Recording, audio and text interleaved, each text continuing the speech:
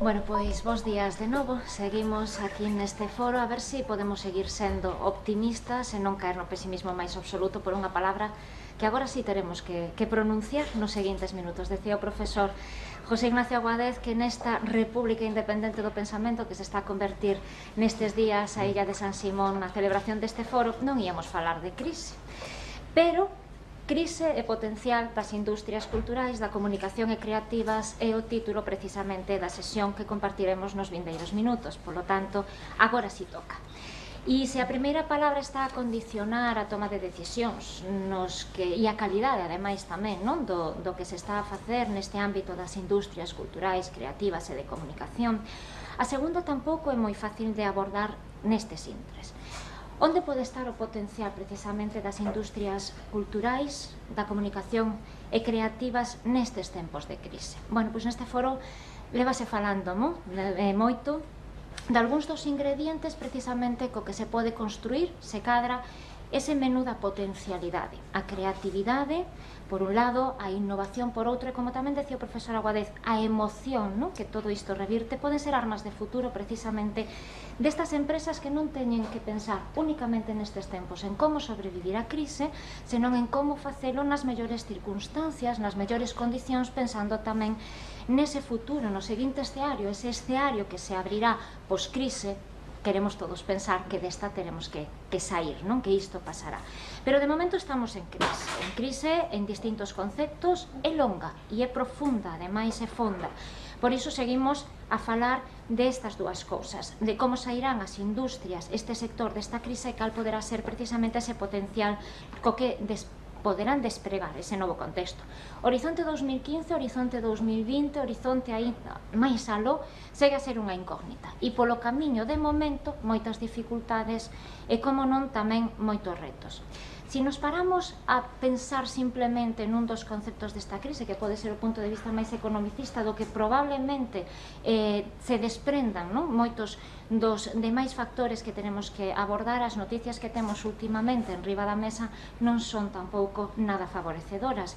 A subida do IBE que se nos vende a anunciar en todo o sector dun 8 a un 21% para todas estas empresas culturais, están a provocar reaccións críticas no sector que xa as califica de inasumibles, injustificadas, inxustas, arbitrarias, de ataque ao sector, o que vende provocar, ademais, como vimos hai 3 días, a creación da Unión de Asociacións Empresariais da Industria Cultural Española, que representan entre todos a 4.000 empresas e máis de 150.000 empregos directos. Son os efectos, son parte dos efectos desta crise da que xa tanto se leva falado, que seguirá falándose nos vindeiros tempos.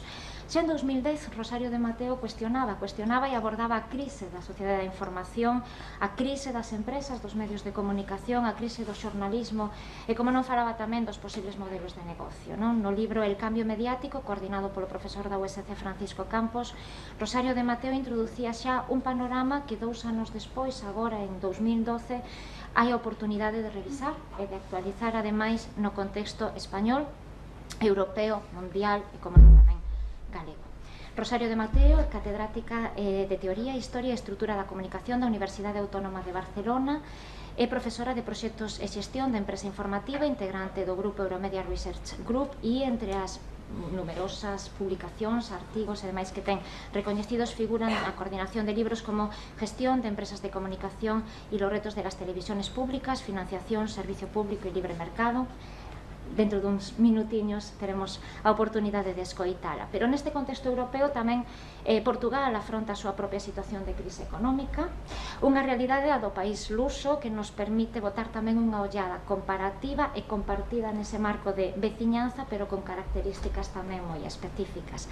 Ana Cristina Correia Gil é profesora da Universidade Pública de Azores de Portugal, viaxa de illa a illa para compartir este tempo, ademais de debate, e aportar tamén, lóxicamente, a súa visión sobre os medios, sobre a cultura. Dirixe o curso de Comunicación Social e Cultura, coordina o xornal Esenrede e quizáis nos dá tamén esa visión máis de fondo, non? E de contido e de tamén perspectiva do receptor, co que nos deixaba o profesor tamén Aguadez antes posicionado. Por lo tanto, empezamos a escoitar a súa intervención e a continuación escoitaremos tamén a Rosario de Mateo e abriremos, como non, este debate, non? Tan interesante. Obrigada, bom dia, de ilha para ilha. Eu queria começar por dizer que, infelizmente, não sei falar espanhol, portanto, vou falar em português. Vou tentar falar devagar, normalmente falo depressa, portanto, vou tentar seguir o meu texto para que todos me compreendam e que possamos depois debater estes temas. Eu queria começar por agradecer à organização o convite, queria agradecer muito especialmente ao professor Francisco Campos, conheci-o este ano pessoalmente, nos Açores, desde março ele já esteve lá 2 vezes e tive muito gosto em... Nomeadamente esteve lá num colóquio que eu organizei com colegas sobre serviço público de rádio e televisão. Portanto, as áreas em que eu me movo, eu pertenço ao Departamento de Línguas e Literaturas Modernas, que inicialmente tinha cursos de formação de professores em português e inglês, português e francês. No presente, esses cursos, devido ao excesso de saída de professores, esses cursos estão em suspenso e, portanto, os cursos que nós temos a funcionar são precisamente Comunicação Social e Cultura, que eu coordeno, e Relações Públicas e Comunicação. As áreas em que eu me movo, a minha área de investigação primordial é a cultura portuguesa e a teoria da cultura. Tenho também, nos últimos tempos, investigado sobre os meios de comunicação social, portanto, para mim é uma área nova de poucos anos, digamos, nomeadamente a área do jornalismo, não é?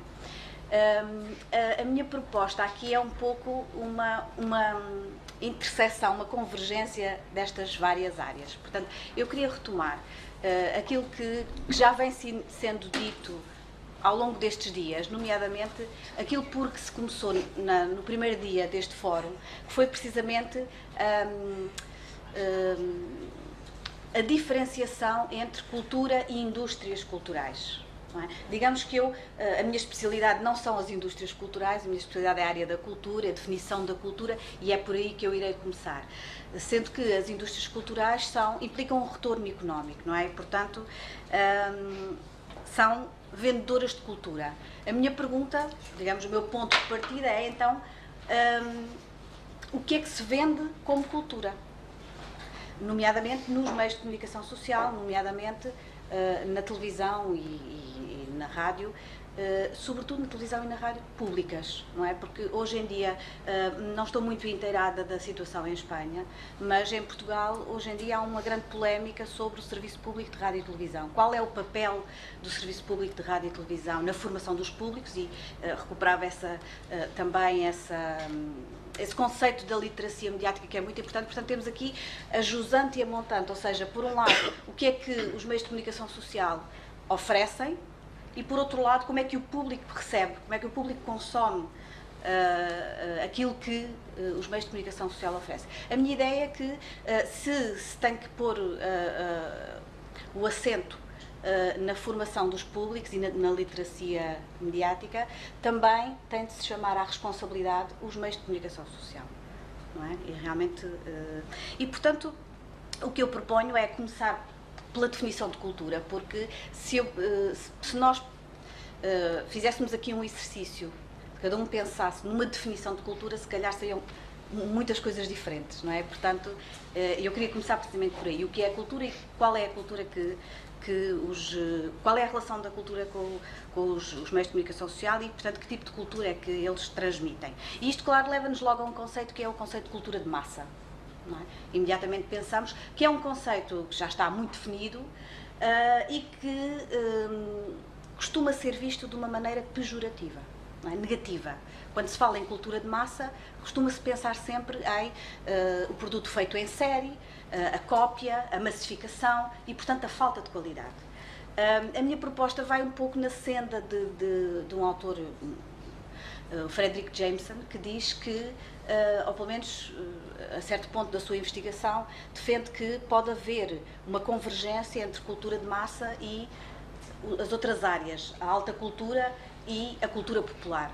Portanto, a cultura de massa não tem forçosamente de ser uma cultura com falta de qualidade. Não é? Pode ser um produto de qualidade e, portanto, é exatamente a articulação destas três áreas que eu proponho. Portanto, isto leva-nos à questão da literacia e ao papel do serviço público de rádio e televisão. Portanto, que nos leva a outro problema que é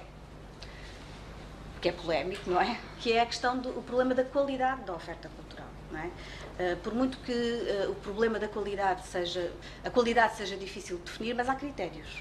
Não é? E, portanto, eu penso que também nos devemos debruçar sobre esta questão da qualidade da produção cultural e agora até recuperava o que disse o Gonçalo Lopes Campos, não é? A propósito da indústria musical, quando ele dizia que se investe num produto seguro, aquele que o público mais procura de consumo rápido e fácil. Não é? E, portanto, a rádio e a televisão acabam por ser reprodutores de êxitos. Não é? Em série é o mainstream e tudo o que é alternativo e tudo o que é indie, não é? Tudo o que está nas margens fica obscurecido, fica esquecido. Portanto, vou tentar seguir o meu texto para não me dispersar e para tentar falar mais devagar. Portanto, retomando a questão da definição de cultura, ouvimos hoje em dia usar a palavra cultura a propósito de tudo. É a cultura de uma empresa, é a cultura futebolística, é a cultura de bactérias. Portanto, a palavra, se por um lado há muito estudo teórico sobre o tema, por outro lado é uma palavra do senso comum. Não é? Toda a gente a emprega, diz-se alguém é muito culto ou é pouco culto, tem muita cultura, enfim. Portanto, a minha pergunta é, será possível hoje definir cultura perante tanta diversidade? Eu penso que sim. E aí eu começava pela primeira acessão de cultura, que é, no fundo, remontar à cultura greco-latina, não é? Que é a ideia de cultura como, indo à etimologia da palavra, a cultura vem de cultus, não é? Colere, que é semear para colher qualquer coisa, não é? E, portanto, isto é uma metáfora agrícola. Portanto, a cultura, nesta primeira acessão, a que eu chamo uma concepção ideal, a cultura implica o aperfeiçoamento do homem, não é? O chegar a um estado de maior perfeição e, portanto, daí a metáfora agrícola, ou seja, cultiva-se o intelecto como se cultiva a terra, não é? Para dar frutos. Portanto, não é um saber morto, a cultura não deve ser um saber morto. A cultura pretende precisamente chegar à inovação e à criatividade, não é? Gerar novos saberes, relacionar novos saberes. Portanto, esta seria a primeira acessão que eu retomaria aqui. A segunda acessão já é uma concepção iluminista, que é a cultura implica um alargamento do conceito de cultura. A cultura já não só como este processo ativo, não é, de busca da perfeição, mas também o resultado dessa busca da perfeição, ou seja, o património. Não é? Portanto, a cultura é não só o aperfeiçoamento humano, não é? Mas é também, precisamente, o resultado desse aperfeiçoamento humano. Portanto, quando falamos de património, e isto, portanto, remonta à época das luzes, não é? Ao iluminismo, é a ideia de que o ser humano pode aperfeiçoar-se até ao infinito, não é? Pode sempre continuar até à luz, até à razão. E, claro, aqui é dada muita importância à educação, enquanto aperfeiçoamento, treino, prática do público, não é? Do homem enquanto cidadão.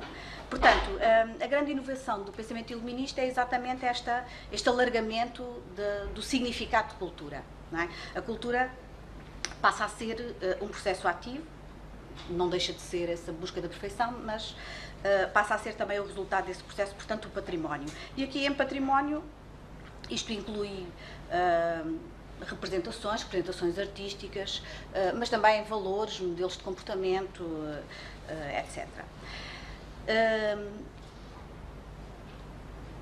No fim do século XIX, princípio do século XX, a cultura passa a ser também, muito por ação dos estudos antropológicos, da antropologia, a cultura passa a ser também já não só aquilo que Matthew Arnold chamava o melhor que foi escrito e dito no mundo, mas passa a ser também um modo de vida. Portanto, por ação também de trabalho de campo dos antropólogos, não é?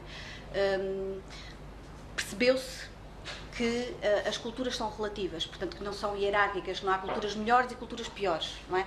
Todas as comunidades têm o seu modo de vida, não é? A sua gastronomia, a sua arte, o pensamento, a sua literatura, a sua ciência, e portanto a cultura passa a ser mais integrada, portanto passa a ser como se costuma dizer, a whole way of life, todo um modo de vida. Portanto, isto, de certa maneira, democratiza o conceito de cultura.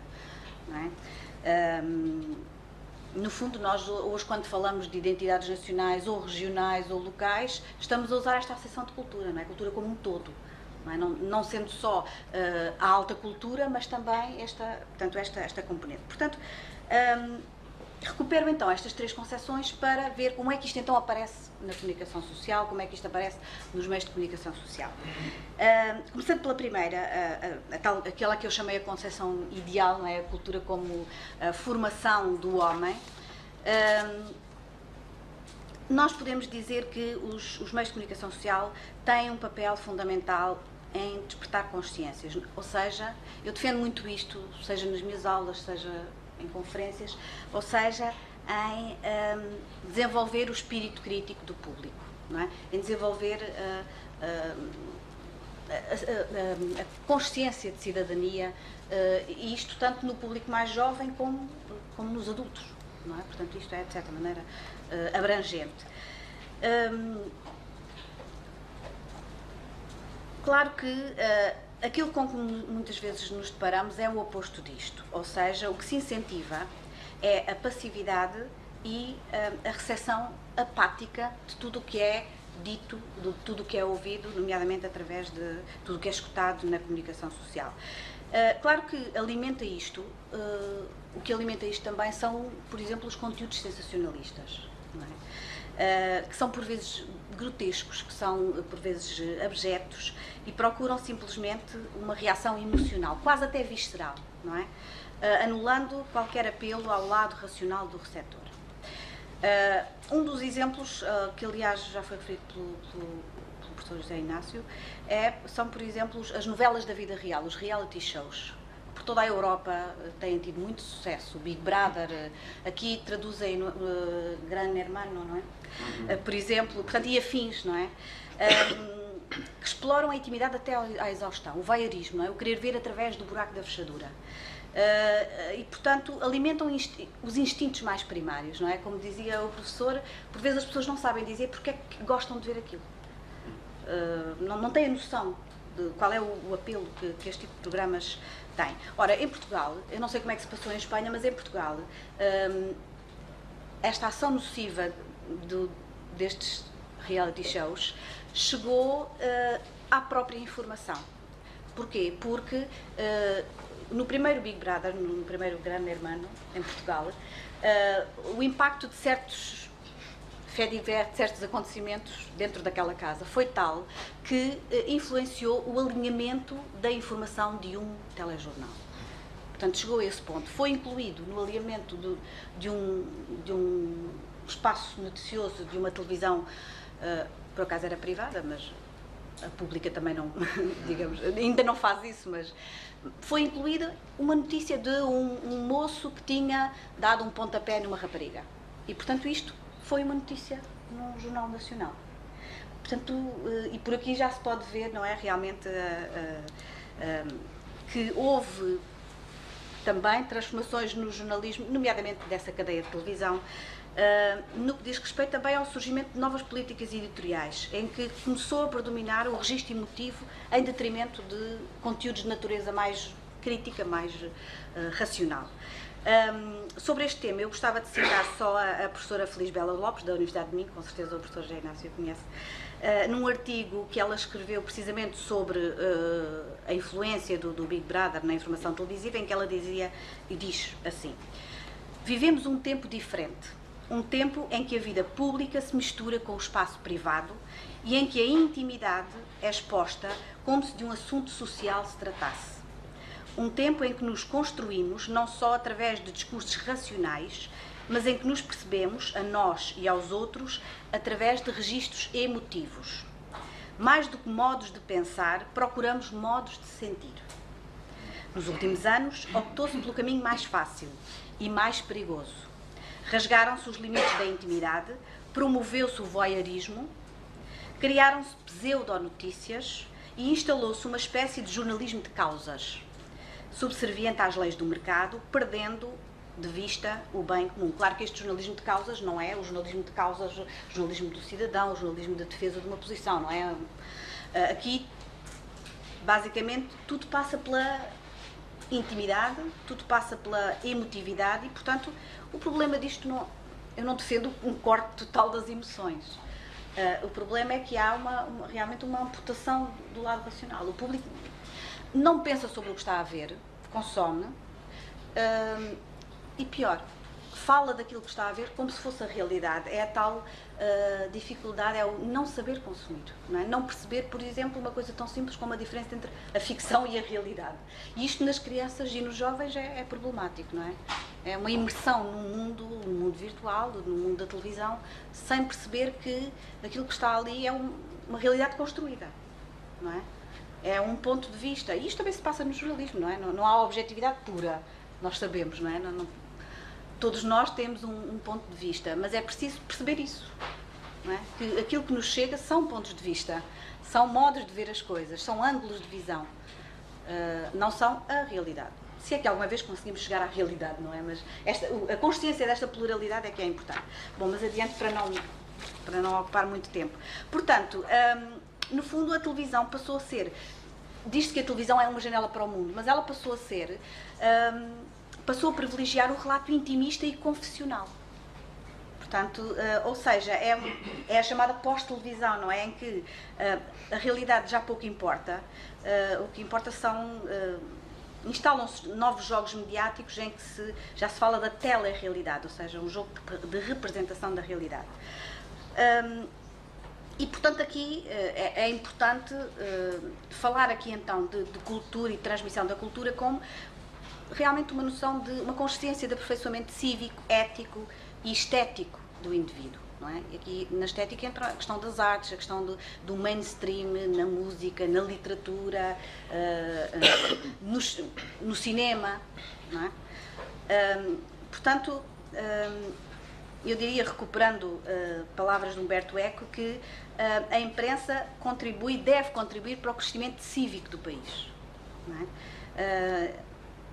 Eu há pouco tempo achei graça porque, pedindo uma definição de jornalismo aos meus alunos, eles diziam: o jornalismo é o que faz a sociedade refletir. Portanto, e eu achei isto extraordinário. Portanto, já havia ali a noção de que há pelo menos há um papel importante dos meios de comunicação social no desenvolvimento deste pensamento próprio e do espírito crítico.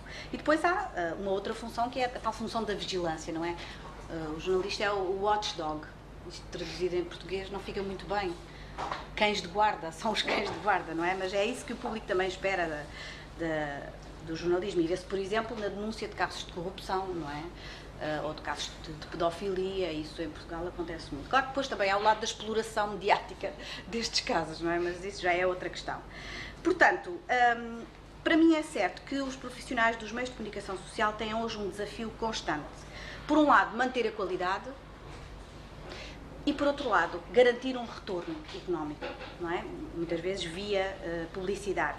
Portanto, por vezes não ceder à ditadura das audiências e à concorrência desenfreada pode implicar o fim de um projeto, o fim de um jornal, o fim de uma cadeia de televisão, não é? Portanto, isto é uma dicotomia, eu sei que é um equilíbrio difícil de conseguir. Pode-se sempre dizer que se dá ao público aquilo que o público quer. não é? Muitas vezes o argumento é este. Mas também é certo que, frequentemente, o público quer aquilo que lhe é dado, não conhece mais, não é? Nem tem acesso, não é? E, portanto, não tem alternativa, não tem acesso à alternativa, gosta daquilo que lhe dão. Portanto, isto é um pouco circular, não é? Retomando as outras duas acessões de cultura de que falei, eu acho que os média também têm aí um papel fundamental. Por um lado, a questão do património, não é? E aqui retomava só o papel dos meios de comunicação social como veículos de comunicação das conquistas humanas, não é? Do património e conquistas humanas, podemos ver isto a um nível regional, a um nível nacional, ou até mais abrangente. Portanto, há aqui uma função formativa e informativa que é fundamental. Por exemplo, muita gente diz que aquilo que sabe sobre a Segunda Guerra Mundial soube-o através dos meios de comunicação social, por exemplo, não é? E isso é bom. Ou aquilo que sabe sobre a história de Roma, ou aquilo que sabe sobre a ida do homem à Lua. Facto que, aliás, muita gente não acreditou, pensavam que era uma montagem, não é? Ainda hoje, há pessoas mais antigas que têm esta concepção. Por outro lado, em termos da cultura, então, como na concepção antropológica, como modo de vida, claro que a comunicação social aqui também tem um papel fundamental na transmissão claro, de modos de vida e, sobretudo, na transmissão da diversidade cultural. Não é? Nós hoje vivemos em sociedades multiculturais e, portanto, aqui também há um papel importante. A título de exemplo, eu referia um programa que, por acaso, não é por acaso, é um formato espanhol, é vosso, o Cuéntame Como Passou, que foi adaptado a Portugal. É um bom exemplo de um produto, um produto com qualidade, entretenimento, é uma série televisiva, mas que forma, informa, conta a história de Portugal. E o curioso é que, sendo bem feito, sendo bem interpretado, no caso português, por exemplo, o meu filho tem 10 anos, quando começou Conta-me Como Foi, ele tinha uns 6 ou 7 anos, e ele gosta de ver. Portanto, e ali o que é que ele aprende? Aprende a história de Portugal, a história recente, aprende coisas sobre o salazarismo, aprende coisas sobre como era a nossa vida sem os telemóveis, quando nos sentávamos todos em frente à televisão, a família toda a ver o Festival da Canção, a Eurovisão, por exemplo. Com certeza toda a gente se lembra disso. Nós hoje dizemos isso aos nossos alunos e eles não querem acreditar, não é? Que só havia uma televisão, muitas vezes, alguns ainda se lembram, os mais velhinhos, não é? Mas essa ideia de a família toda sentada em frente à televisão para ver o Festival da Canção da Europa e ver Portugal 1 ponto, Espanha 2 pontos, etc. Portanto, essa emoção, de certa maneira, perdeu-se. Bom, mas eu não queria alongar mais, só para concluir. Portanto, não quero pôr a tónica na crise, eu quero pôr a tónica no potencial. Mas aqui chamaram muita atenção também para a responsabilidade. Nós já sabemos que as rádios e as TVs privadas têm de sobreviver, não é? Têm de conseguir produtos de grande audiência, mas aqui, para mim, o fundamental é a responsabilidade do Serviço Público de Rádio e Televisão, não é? Que e aqui é uma nota menos otimista, mas que, por exemplo, em Portugal está a sofrer um grande ataque. Não sei como é aqui em Espanha, depois podemos eventualmente falar sobre isso, porque, por exemplo, o governo português quer fechar um dos canais. Nós temos um canal mais, um generalista, outro mais alternativo, que é a RTP2, e o que está a acontecer é que se quer fechar um. E a minha pergunta é, então, o que vai acontecer é que as grelhas vão ser todas iguais, não é? Vai haver uma padronização.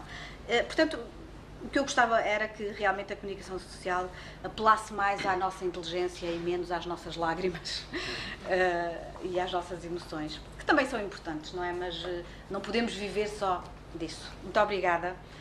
Peço desculpa se tomei tempo demais. Obrigada.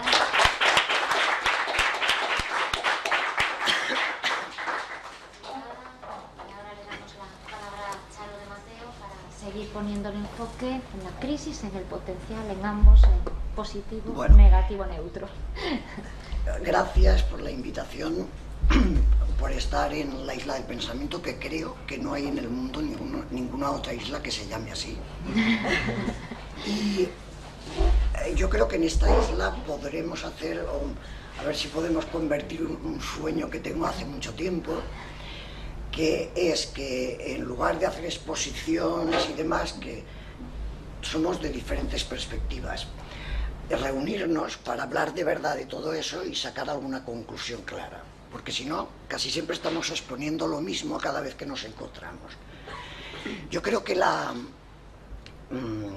me habéis puesto la crisis, porque claro, cuando intervine en Acibeiro, en la Menéndez Pelayo, el septiembre del 2009, les conté lo que iba a pasar en España con la economía y me llamaron desde pesimista para arriba. Entonces dije, bueno, ya no os lo cuento nunca más, pero ahora vamos a seguir un poco con por lo menos la industria de la comunicación. Yo creo que Ana Cristina ha expuesto muy bien, me parece, lo que está pasando en general. Yo les decía que en economía no es una crisis coyuntural, es una crisis sistémica, es del sistema. Pero es que no solamente es del sistema económico capitalista, yo creo que es social. Y estamos en unas contradicciones, y más que contradicciones, en unas grandes incertidumbres en todos los sentidos, como se está mostrando en las intervenciones de todo el mundo, ¿no? En la educación, en los medios de comunicación, en la cultura, en la economía, en la política, todas las instituciones yo creo que están corruptas, porque claro, llevan muchos años funcionando de la misma manera, se han retroalimentado a sí mismas, y con lo cual dejan de ser instituciones para los ciudadanos. Por tanto, estamos en una crisis, yo creo, global, absolutamente. Y por eso yo creo que gente de diferentes perspectivas deberíamos empezar a debatir en serio y sacar algo, aunque nadie nos haga caso, porque ahora no hacen caso a nadie, pero es igual. Fíjate que tú has tocado algo muy importante, yo creo, y es que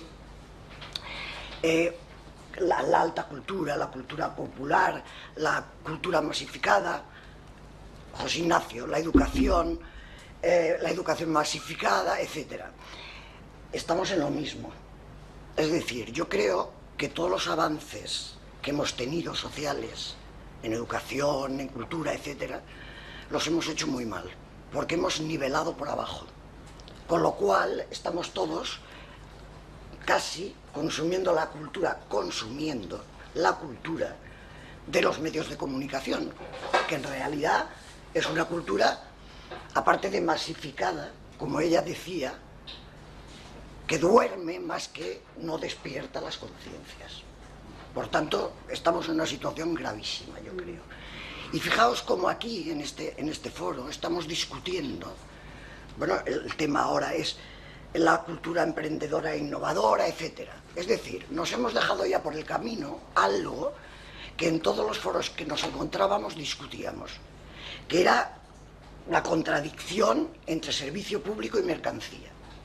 Y ahora ya lo hemos dejado de lado, porque ya parece que no existe. Por tanto, ya hemos admitido todos, ya han logrado meternos ya en la conciencia que todo lo que producen los medios de comunicación es mercancía. Ya está, el servicio público ya no existe más. Bueno, ante eso hemos de reflexionar también, yo creo, bastante. Bueno, yo no me voy a limitar en principio al título de mi ponencia o de nuestra ponencia, que es Crisis y potencial de las industrias culturales de la comunicación y creativas, sino que procuraré ser cortita, voy a ir rápida, pero voy a empezar por el título general, la cultura emprendedora e innovadora para las industrias culturales y creativas. Porque yo creo que estamos ante un mantra, ante un tópico, que es la del emprendedor, la de la innovación y de la creatividad, que otra vez han logrado los poderes políticos y económicos colarnos en la conciencia. De verdad, estamos todos hablando de eso. Entonces yo voy a decir simplemente, para pasar a otras cosas, que para hablar de creatividad o para hablar de innovación o para hacer gente emprendedora, eso no se puede hacer solo con discursos y con leyes, que es lo que parece que ahora están haciendo. Y yo explicaba el otro día, me parece que además públicamente aquí, que por ejemplo la Generalitat de Cataluña ha lanzado un proyecto que quiere convertir en ley, que se llama Catalunya Emprèn, es decir, Cataluña emprende, y solo os leo un trocito. Dice: una parte de las acciones de Cataluña Emprende se centran en actuaciones en los diferentes estados de formación y en la sociedad y la opinión pública para fomentar el espíritu emprendedor, de manera que aumente la preferencia y voluntad de crear empresas propias o autoempresas, como si la ley ya nos diera la ciencia infusa para que todo el mundo vaya a ser autoemprendedor y vaya a crear su empresa. Por otro lado también, y como aquí se hablará luego de ciencia, yo creo que el otro día salía, esperar porque tengo cosas por ahí que he ido apuntando por días, pero salía una información del INE, del Instituto Nacional de Estadística, que la inversión en investigación y desarrollo, pero investigación, se había, no me sale la palabra, congelado. Mientras que en Francia o Alemania había seguido subiendo un 5% al menos. Bueno, claro, como, fijaos, la tripleta esa primero se llamaba I+D, investigación más desarrollo. Luego le añadimos investigación más desarrollo más innovación. Bueno, innovación va al final. Si no hay investigación y no hay desarrollo, ¿cómo va a haber innovación? Por lo tanto, otra vez la tomadura de pelo del mantra, del tópico de la innovación. Bueno, y así podría seguir con muchos ejemplos, porque en realidad nos viene desde el Estado, desde la Unión Europea, desde las autonomías, etcétera, etcétera.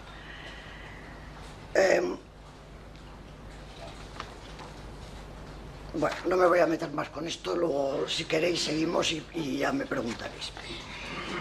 Aparte del mantra, yo creo que cuando se habla de innovación y creatividad, hay dos líneas fundamentales de pensamiento que estudian la innovación y la creatividad. Una es la que yo llamo el mito de la cultura emprendedora, de la innovación y de la creatividad, y la otra que la he llamado la lógica de la cultura emprendedora, de la innovación y de la creatividad. Digo el mito de la cultura emprendedora porque generalmente cuando se habla de innovación creativa en las artes o en las ciencias se suele tener una visión romántica y se nos explica casi que hay procesos mentales extraordinarios que solo tienen unos pocos, que son los creadores, los innovadores, los artistas geniales, etcétera, etcétera. Y todo eso es mentira, porque en realidad estamos innovando cada día si uno tiene la mente abierta a todo. Porque en realidad, fijaos, que ya el filósofo griego Heráclito dijo aquello de que nadie puede bañarse dos veces en el mismo río, y en realidad lo que nos estaba explicando es que el equilibrio constante precisamente es que estamos en constante cambio y por lo tanto nos hemos de adaptar a ese constante cambio. Lo que pasa es que hemos vivido en una sociedad que nos ha adormecido porque nos ha vuelto en consumidores. Por lo tanto, si ya podíamos consumir, vivir bien, los medios de comunicación ya nos daban lo que pensar, por lo tanto no pensábamos, etcétera, etcétera, pues pensábamos que toda la vida iba a ser así. Y eso, como se está demostrando, no es así. Entonces, desde ese punto de vista, esta línea de investigación ve en los creadores a gente extraordinaria. Y sabéis que, por ejemplo, pues intentaba analizar el cerebro de Einstein o el de Picasso, el de etcétera, etcétera. Y hay estudiosos, psicólogos sobre todo, que han demostrado que eso no es así, porque todos, en definitiva, cada día estamos innovando y creando nuestras propias vidas. Y fijaos que el mito este se basa, y os lo cito también ahí, luego ya discutiremos. Uno es el mito de lo inconsciente, como si del inconsciente salieran las ideas creativas fantásticas, dejando todo lo demás afuera. Y sabéis que ahora está eso muy de moda también. Por ejemplo, en la Universidad de Monterrey se hizo también un foro fantástico donde fue cantidad de gente maravillosa y tal. Tú oías lo que decían ellos y tenían que decir frases cortitas, por lo tanto parecían casi libros de autoayuda. Y tú decías, si esto es conocimiento, quizá yo estoy en la Edad Media, pero realmente era terrorífico. Y este sería el mito del inconsciente. Otro mito es el mito aquel del ajá, he encontrado esto, o el eureka, aquel de tal. No hay nada que surja así de repente y tenga ya la gran idea. Otro, y este yo creo que es más grave porque también sigue y han formado escuelas para crear gente que sea creadora, innovadora y demás, es el mito del pensamiento divergente.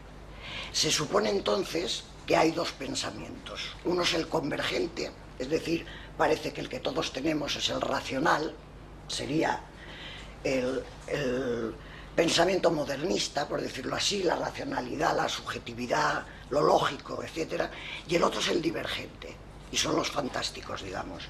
Porque este divergente, que yo creo que habréis oído hablar a alguien de un autor inglés que se llama Edward de Bono, que ya a finales de los 60 lanzó esto de que a él le llamó al pensamiento divergente como hacen los de Estados Unidos, que yo creo que tenemos que ser más críticos de lo que somos, que le cambian las palabras a ver si pega y se hacen famosos también y salen gurús, ¿no? Y este es un gurú del pensamiento divergente, pero él le llamó pensamiento lateral. Es decir, que todo va a salir cuando nos quitemos todo lo que hemos aprendido, todo lo que sabemos, todas las costumbres, etcétera, de encima, y entonces del inconsciente saldrá la maravilla del siglo. Y esto están practicándolo incluso en escuelas. Bueno, y el mito de la creación, de la creatividad científica y del genio, también artístico. Yo creo que todo esto hay que tomárselo en serio porque está muy introducido en la sociedad, pero se ha demostrado, y hay un autor que ya os lo pasaré cuando haga el artículo, Weisberg, que tiene todo un libro demostrando toda la falsedad de estos mitos, porque dice que generalmente, además, estos mitos y sobre todo estas escuelas que enseñan a ser creativos no se basan precisamente en estudios psicológicos serios, sino que, bueno, son estos psicólogos que van vendiendo a la maravilla del siglo y ya está. Lo que hay que tener claro es que cuando alguien es innovador y creativo, tiene que haber investigación también. Y es algo incremental, es decir, uno va acumulando conocimiento y de ahí aprende a relacionar ideas y va saliendo algo. Es decir, no se produce nada en un vacío social o ecológico tampoco, ni tampoco en un vacío personal. Por eso, en economía, solo fue a principios del siglo XIX, fue un francés, Say, que inventó la palabra entrepreneur, emprendedor. Pero él inventó esta palabra y en realidad lo que quería decir es que alguien que tiene invertido dinero en cosas poco productivas lo tiene que mover hacia cosas más productivas. Y luego ya a principios del siglo XX fue Schumpeter el que habló de el emprendedor, del empresario también de alguna manera creativo. Schumpeter habló de la destrucción creativa, también en este sentido, de que el emprendedor era muy importante en la sociedad porque desequilibraba de alguna manera a veces la economía, por ejemplo en momentos de crisis, para tratar de encontrar caminos hacia dónde emprender para salir de esa crisis, ¿no?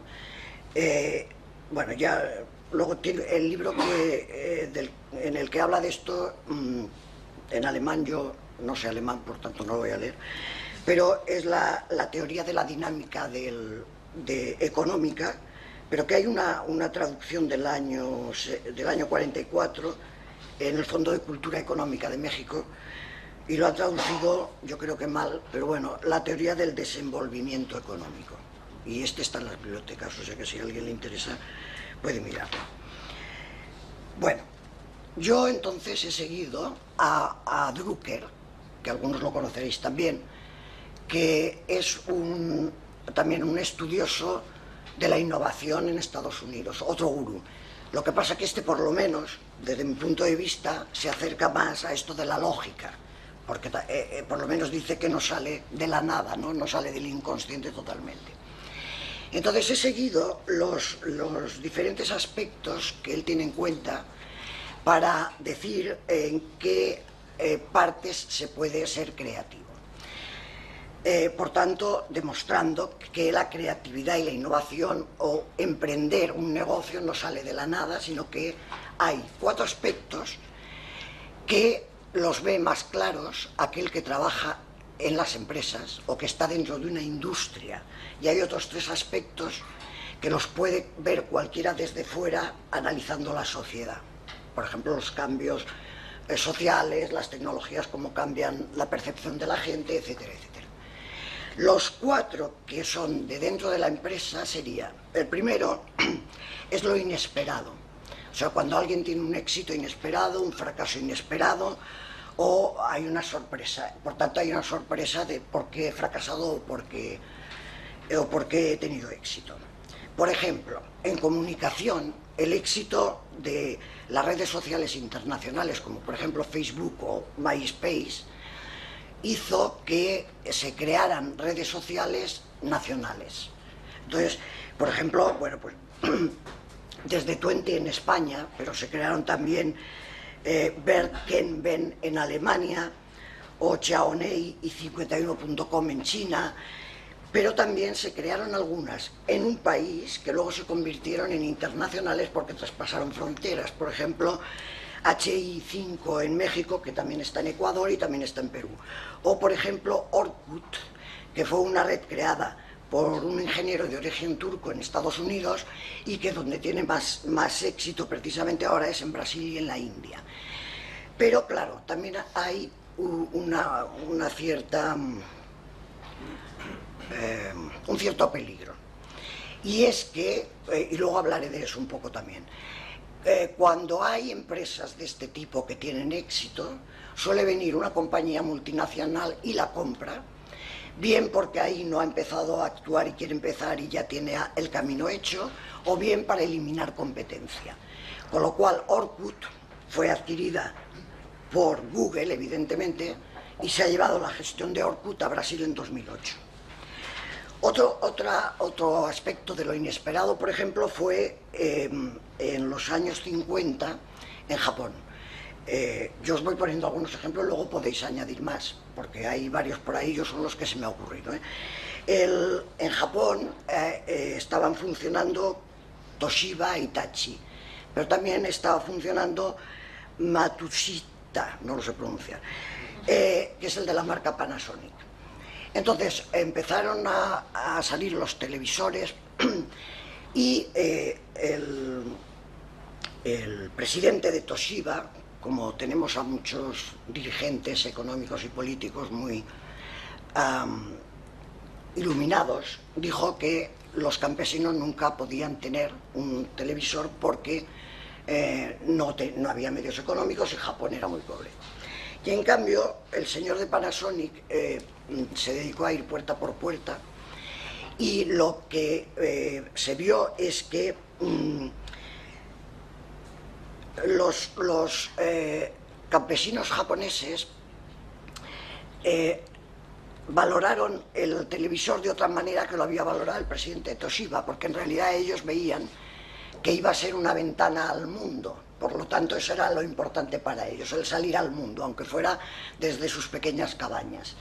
Y por tanto, tuvo un gran éxito y Panasonic se implantó en toda la zona rural de Estados Unidos.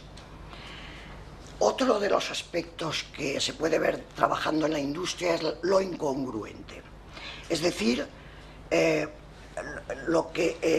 comparar la realidad como es y lo que se supuso que debía ser. Por ejemplo, no sé si sabéis que cuando salieron los CDs, toda la propaganda era fundamentalmente porque mejoraba mucho la música, que se oía mucho mejor, etcétera, etcétera. Luego preguntaron a la gente en muchas encuestas y resulta que la gente lo compró no por eso, porque a la gente si la armonía es un poco mejor o peor, la mayoría no entiende de música, le da igual, sino por la facilidad de su uso. Por tanto, esa es una contradicción también ahí. O por ejemplo, más cercano, en Cataluña el periódico lanzó una edición en catalán cuando se pensaba que posiblemente pues en catalán no podía tener éxito. Y resulta que tuvo mucho éxito y la mitad de la difusión era catalán-castellano.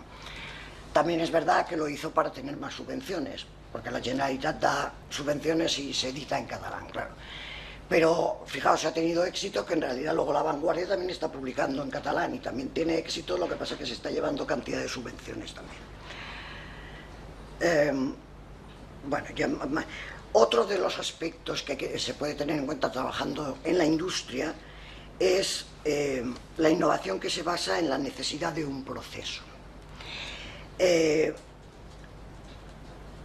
Bueno, se han creado, por ejemplo, cuando en Cataluña también, las televisiones locales necesitaban estar en el negocio digital, pero no sabían muy bien cómo hacer ese proceso para estar en la web. Entonces han surgido VilaWeb, por ejemplo, que alguno conoceréis, que precisamente una parte de su negocio era ayudar a esas televisiones locales a estar en la web, ¿no?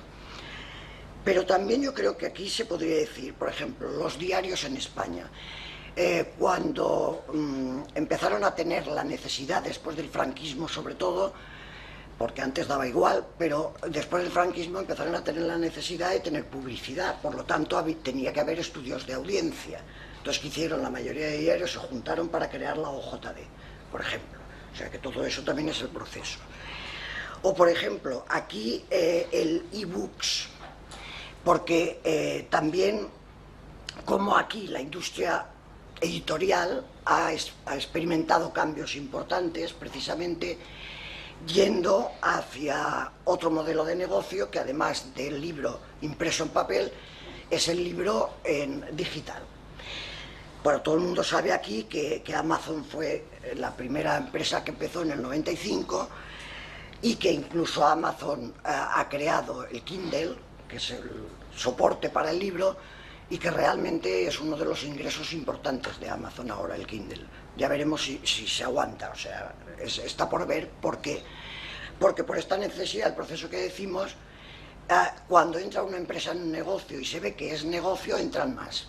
Entonces, otra potente que, como sabéis, acaba de entrar prácticamente a finales de 2010, ha sido Google.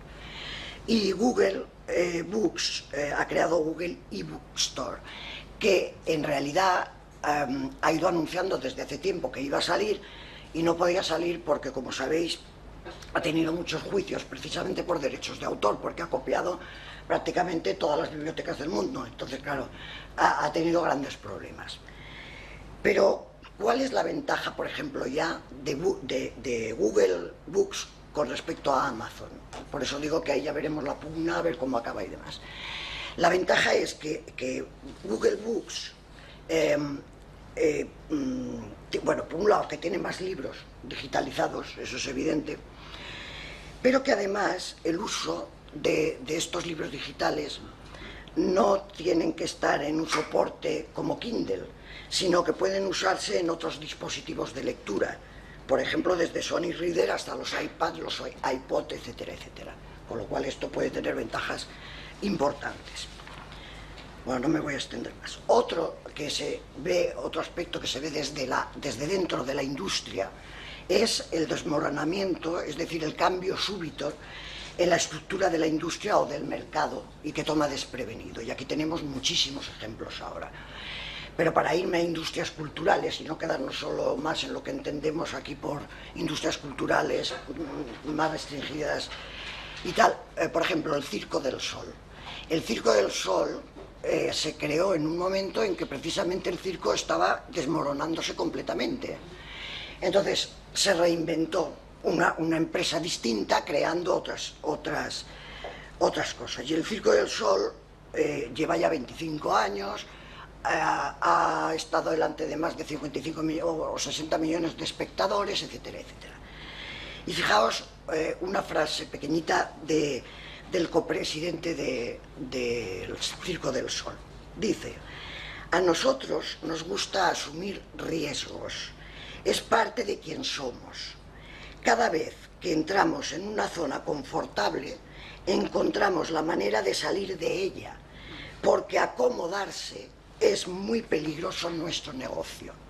Yo diría que podríamos trasladarlo a nuestras vidas. Acomodarse es muy peligroso en nuestras vidas hoy. Bueno, como el Circo del Sol también, corrígeme por favor si no, en música, como tú explicabas ayer muy bien y tal, ha habido unos cambios enormes y yo creo que además está siendo un poco punta de lanza de otras como la de los libros, etcétera. Pero se tardaron mucho en dar cuenta de eso y lo que querían era precisamente cobrar por la música, etcétera, etcétera. Pero se creó el canal Vevo, que se creó precisamente por las grandes multinacionales de la música, porque se dieron cuenta que no era tan importante que la gente pagara por bajarse esa música como por producir vídeos de esos cantantes que interesaban a mucha gente, ponerlos en la red y cobrar por la publicidad. Y entonces Vevo es una joint venture entre Sony, Universal y EMI, y está funcionando también muy bien, cambiando precisamente esa mentalidad también de la música. Acabo ya. Pues bueno, pues me voy ya a los tres que se pueden ver desde fuera. Los tres que se pueden ver desde fuera es analizar los cambios de la población. Por ejemplo, con la inmigración en España han aparecido medios de comunicación para inmigrantes, como por ejemplo Latino. Otro de ellos es cambios en la percepción de la gente. Por ejemplo, pues la revista Cero, sería imposible que hubiera nacido en Irán o que aquí hubiera nacido durante el franquismo. También los nuevos conocimientos. Y ahí no me voy a extender, pero está todo lo de la web, que Tim Berners-Lee le hacen ahora entrevistas y desde luego él pensaba que sería otra cosa porque la quería libre, ¿no? Y ahora está siendo un caos ahí. Bueno, esto, y déjame un momento que diga cuál es, en general, sobre todo en medios de comunicación, espera que lo encuentre,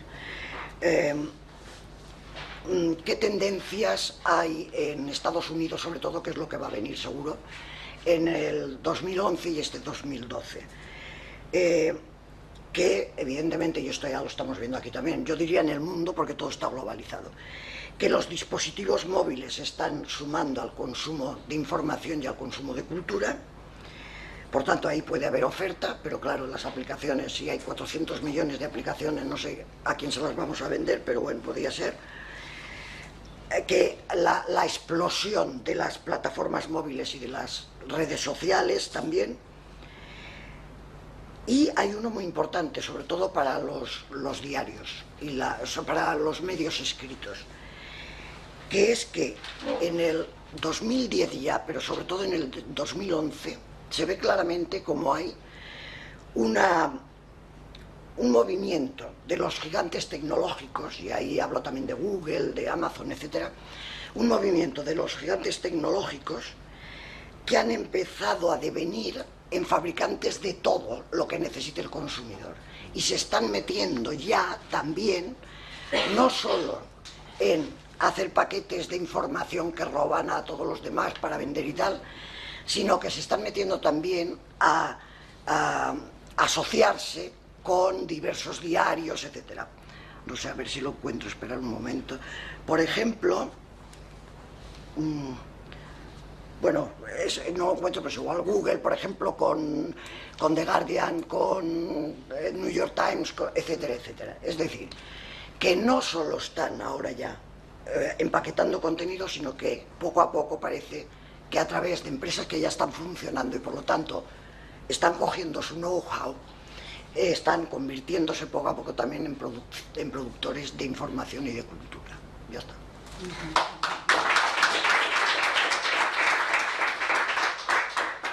Gracias, Charo. Perdón. perdón por da premura do tempo, pero seguro que Sí, vas a sí, seguir sí. falando Sí. e Ana igual, porque esperemos que agora durante o tempo do debate conseguimos, aínda que posicionando os contras, creo que manter unha visión bastante tamén positiva do asunto, porque ambas vos centrastedes bastante tamén no que foi a parte das potencialidades, non? Tamén en estes tempos de crise. Entón, sí, perfectamente.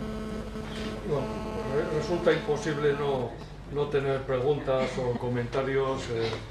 Os felicito porque habéis abierto las cajas de Pandoras, ¿no? Porque no suele ser yo. Yo, para Ana Cristina...